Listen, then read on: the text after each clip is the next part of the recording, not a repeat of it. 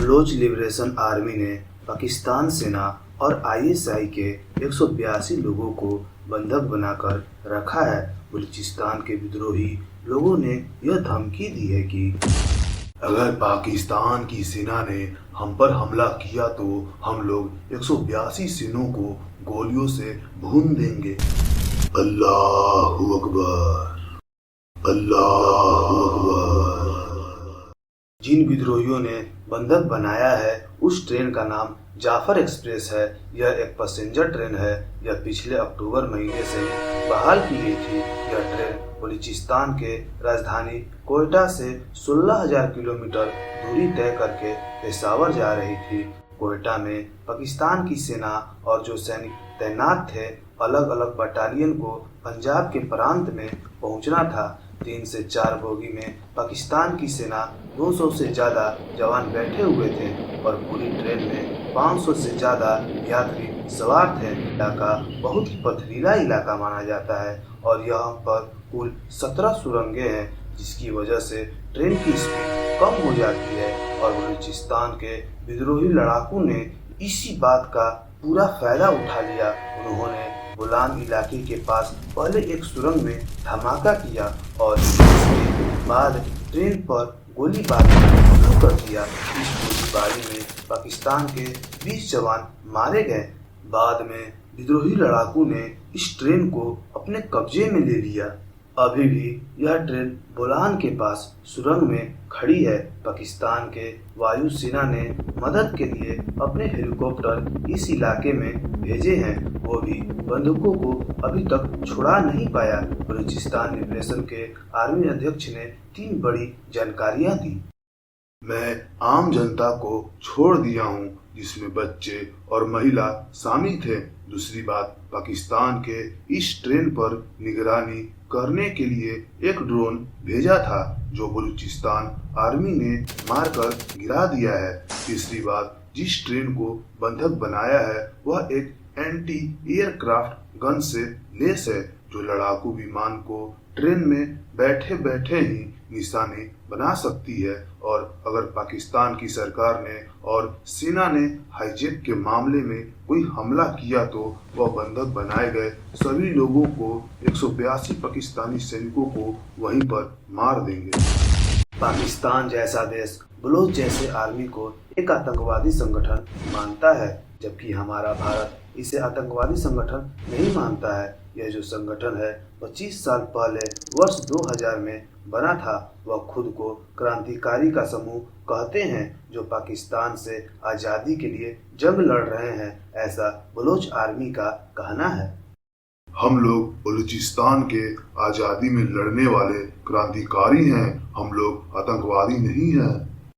यह पाकिस्तान का सबसे बड़ा विद्रोही संगठन है जिसके पास 6000 विद्रोही लड़ाके हैं। नई पीढ़ी के रॉकेट लॉन्चर है, M16 सीरीज के ऑटोमेटिक राइफल है और इसके पास बलोच के तगड़े कनेक्शन है जो पाकिस्तान इसे सबसे बड़ा खतरा मानता है। वर्ष 2024 में बलोच में 938 हमले हुए थे, जिसमें अकेला बलूच आर्मी ने 302 हमले किए थे और यह संगठन सिर्फ ड्रग्स और अफीम की तस्करी से हर साल 650 करोड़ का कमाता है।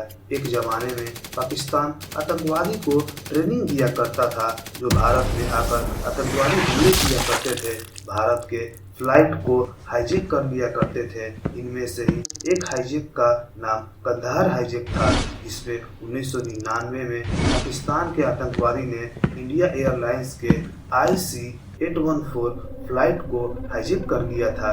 इसके बाद भारत से मसूद अजहर जैसे 3 खतरनाक आतंकवादी को छुड़वा लिया और आतंकवादी आज भी पाकिस्तान में खुलेआम घूमते हैं। वर्ष 2012 में अमेरिका के तत्कालीन विदेश मंत्री हिलरी क्लिंटन ने पाकिस्तान से कहा था, आतंकवादी उस सांप की तरह है जो एक न एक दिन खुद के लोगों को ही डस लेगा। इसी साल जारी हुए ग्लोबल टेररिस्ट इंडेक्स में पाकिस्तान पूरे दुनिया में दूसरे नंबर पर आ गया है। बलूचिस्तान पाकिस्तान का सबसे बड़ा राज्य है और प्राकृतिक संसाधनों के मामले में पाकिस्तान का सबसे अमीर राज्य है। तांबा है, गैस है, कोयला का भंडार है, लेकिन सोचिए इतना भी धनी और संपन्न होने के बावजूद भी सबसे ज्यादा पूरी पाकिस्तान में गरीबी यहाँ पर बहुत ज्यादा है। इसका कारण खुद पाकिस्तान है। इस राज्य में पाकिस्तान ने विकास होने ही नहीं दिया। आज से 1400 वर्ष पहले यह इलाका मकराना नाम से लोकप्रिय था और इस पर सिंध राज्य के राजस्व का नियंत्रण था। यह बात उस समय की है जब इस इलाके में इस्लाम धर्म नहीं पहुंचा था। यहाँ पर ज्यादातर आबादी हिंदुओं की थी। 7वीं शताब्दी में जब इस्लाम धर्म की स्थापना हुई तो अरब से आए विदेशी आक्रमणकारियों ने धीरे धीरे पूरी डेमोग्राफी बदल दी, जिसकी वजह से इस क्षेत्र में हिंदुओं का नामो निशान मिट गया और इस्लाम का वर्चस्व बन गया। वर्ष 1783 में जब ब्रिटिशर की कब्जा पूरी तरह से भारत पर हो गई, उस समय बलूचिस्तान रियासत ने यहाँ के ग्वादर बंदरगाह को ओमान के सुल्तान को दे दिया। आजादी से पहले जो 565 रियासतें थी, यह भी उनमें से एक था। हालांकि यह रियासत भारत की आजादी में कोई भी भाग नहीं लिया था, वह खुद को स्वतंत्र मानती थी। फिर वर्ष 1947 में जब भारत और पाकिस्तान का बंटवारा हुआ, इस रियासत के पास 2 विकल्प दिए गए। पहले भारत में विलय कर लीजिए या पाकिस्तान में विलय कर लीजिए, और दूसरा विकल्प था कि अगर आप दोनों में से किसी के साथ नहीं रहना चाहते हैं तो अब स्वतंत्र रहें। कश्मीर की तरह बलूचिस्तान की रियासत भी यही तय की कि हम स्वतंत्र रहेंगे। हालांकि बलूचिस्तान पर पाकिस्तान का दबाव था कि वह पाकिस्तान में विलय कर ले। कुछ ऐतिहासिक दस्तावेजों में यह भी लिखा है कि उस समय बलूचिस्तान रियासत भारत से विलय करने के लिए इच्छुक थी, लेकिन 27 मार्च 1948 को पंडित जवाहरलाल नेहरू के करीबी विपिन नन्ना ऑल इंडिया रेडियो पर यह जानकारी दी कि बलूचिस्तान के रियासत ने विलय का प्रस्ताव भेजा है, लेकिन भारत इसे अस्वीकार करता है। इस बात से भारत के गृह मंत्री सरदार वल्लभ भाई पटेल इतने नाराज हुए कि जब यह मोहम्मद जिन्ना को यह बात पता चला तो वह 2 दिन के बाद ही 29 मार्च 1948 को पाकिस्तान के सेना के माध्यम से बलूचिस्तान पर हमला कर दिया और बलूचिस्तान को पाकिस्तान में मिला लिया। पाकिस्तान में बलूचिस्तान के लोगों को सिर्फ शोषण किया। पाकिस्तान के कुल क्षेत्रफल के अनुसार बलूचिस्तान की क्षेत्रफल 44% है, लेकिन पाकिस्तान के संसद में बलूचिस्तान की हिस्सेदारी सिर्फ 6% है।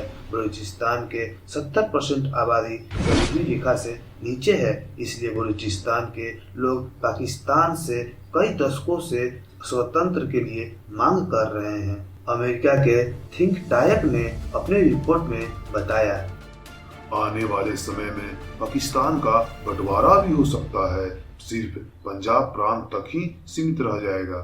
पाकिस्तान में अभी 6 प्रांत है जो 4 हिस्सों में बटा हुआ है। पहला प्रांत है पंजाब, दूसरा प्रांत है सिंध, तीसरा प्रांत है खैबर पख्तूनवा, चौथा प्रांत है बलूचिस्तान। यह 4 प्रांत है। पाकिस्तान के 53% आबादी अकेला पंजाब प्रांत में रहता है। यह उनका सबसे संपन्न प्रांत माना जाता है। पाकिस्तान के राजनीति में और सेना में भी पंजाब प्रांत के लोगों का सबसे ज्यादा हिस्सा है। सिंध में 23%, खैबर पख्तूनवा में 17% और बलूचिस्तान में सिर्फ 6% आबादी है, जो एक अलग देश बनाना चाहती है जिसकी राजधानी ग्वादर या कोयटा हो सकता है।